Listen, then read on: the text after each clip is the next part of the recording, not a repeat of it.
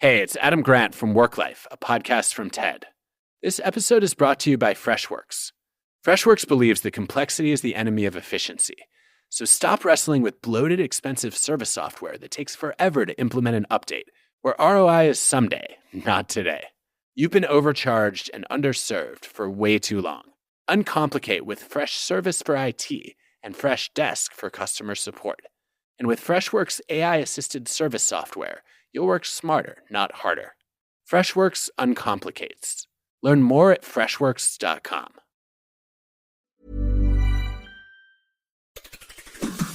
On today's Smart 7, welfare bill stumbles through Commons vote, Trump threatens Elon with deportation, and much more. It's Wednesday, 2nd of July, it's World UFO Day, and happy birthday, Margot Robbie. The Smart 7. It's news, but not the news.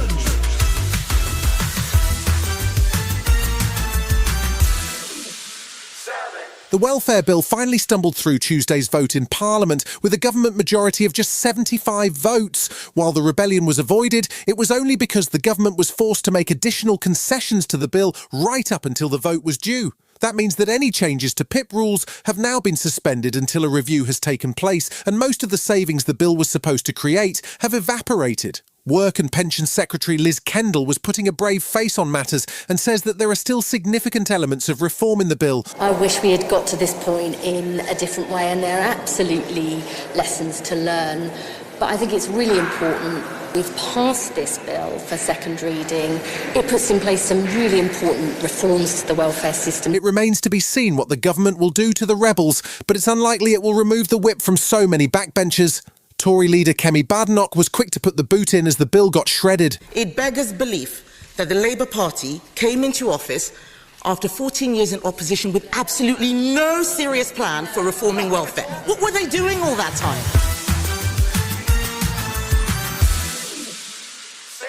Donald Trump's one big beautiful bill finally passed the US Senate on Tuesday evening after days of wrangling and a so-called vote-a-rama as Democrats sought to block it. The bill, which is 1,000 pages long, is packed full of unpleasant surprises for the American public and includes tax cuts for the rich and cuts to essential programs like Medicaid. The Senate parliamentarians' independent assessment is that the bill will add trillions to the US debt, and it now has to return to Congress for another vote. Senate Minority Leader Chuck Schumer had a grim warning for Americans. When people start losing their Medicaid, when they start losing their jobs, when their electric bills go up, when their premiums go up, when kids and parents lose SNAP funding, the people of America will remember this vote. President Trump had bullied the bill through the process, threatening repercussions for Republicans who didn't support it. He spent Tuesday touring a new facility in Florida dubbed Alligator Alcatraz, which is designed to be essentially an internment camp for immigrants awaiting deportation. He wasn't finished with the threats either, targeting former bestie Elon Musk over his rejection of Trump's budget bill. We might have to put Doge on Elon. You know Doge is? Doge is the monster that might have to go back and eat Elon. Wouldn't that be terrible? He gets a lot of subsidies.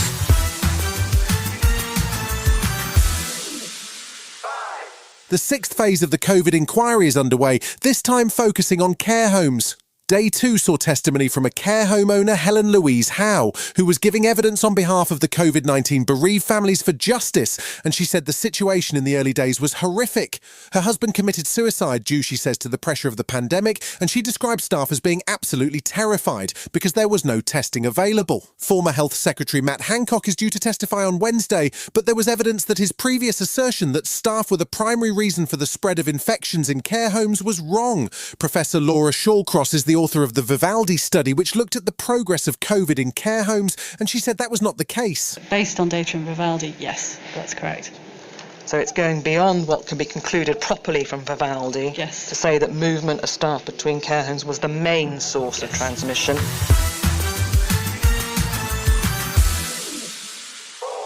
The day on which the Labour government faced a rebellion on welfare reform mightn't seem like the best day to open a debate on paternity leave, but Business Secretary Jonathan Reynolds was undeterred. He popped up on BBC Breakfast to announce a review of how maternity and paternity leave allowances work. He says there are currently 8 different types of parental leave, and that many people are so confused by what's on offer that they end up not taking any leave at all. It's a good few decades since we've had a proper look at this. In that time, work has changed a lot and families have changed a lot. So I want the biggest possible set of people being involved in all of this, but I want the culture change so that dads as well as mums feel absolutely this is something they can have as part of their lives and not have their careers suffer as a result of that. Still to come on today's Smart 7, in association with Metro, more shocks in SW19, and Jeremy Allen White explains his flower obsession right after this.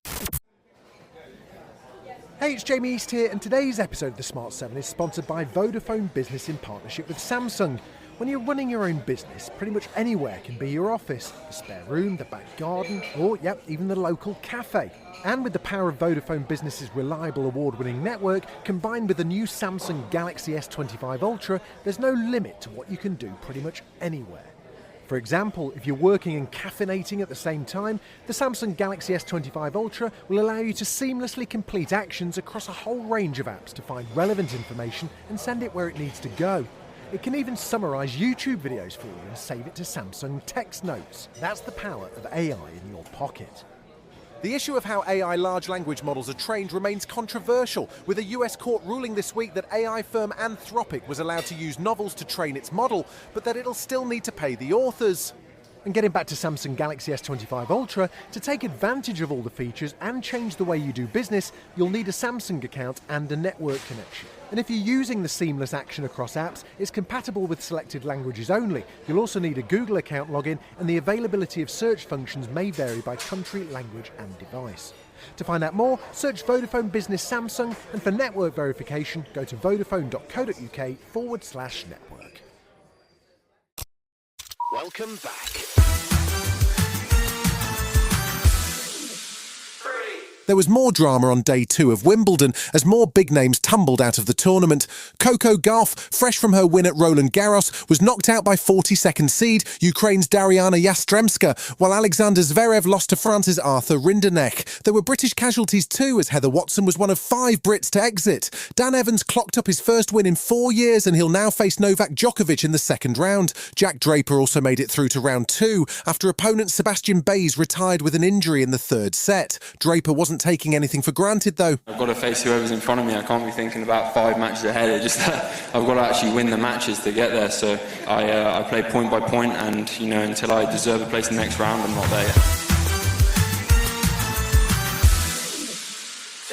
Jeremy Allen White is a busy man these days. Apart from his hit show The Bear, he's also been busy playing The Boss as Bruce Springsteen in new movie Deliver Me From Nowhere. Oh, and he's also holding down a side hustle as the new face of Louis Vuitton. He popped up with Jimmy Fallon to chat about his busy schedule, but Jimmy only had one question on his mind. Why do we keep seeing pictures of Jeremy with flowers? It turns out it's a neighbourhood thing. I have this farmer's market near my house. I love going there, and I love flowers in my house. It's so strange, though. It's become this thing.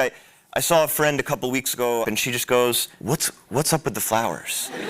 As if there was something sinister going on, that I was doing something strange with the flowers. You just like flowers. I just like them.